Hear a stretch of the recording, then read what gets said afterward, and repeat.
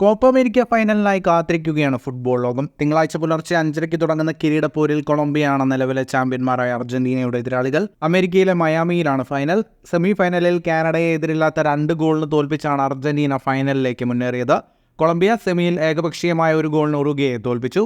Copa ഫൈനലിൽ Argentine ടീമിൽ മാറ്റമുണ്ടാവില്ലെന്നാണ് ഇപ്പോൾ പുറത്തുവരുന്ന റിപ്പോർട്ടുകൾ. സെമിയിൽ കാനഡയ്ക്കെതിരെ കളിച്ച ലൈനപ്പ് നിലനിർത്താനാണ് കോച്ച് ലയണൽ സ്കലോണിയുടെ തീരുമാനം.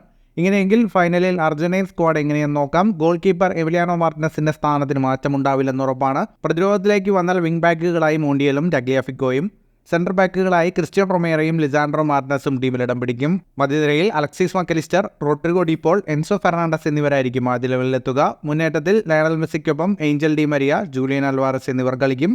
അർജന്റീനയുടെ സാധ്യതാ ടീം ഇങ്ങനെയാണ്: Emiliano Martinez, Gonzalo Montiel, Cristian Romero, Lisandro Martinez, Nicolas Tagliafico, Rodrigo De Paul, Enzo Fernandez, Alexis Mac Allister, Lionel Messi, Julian Alvarez, Di Maria.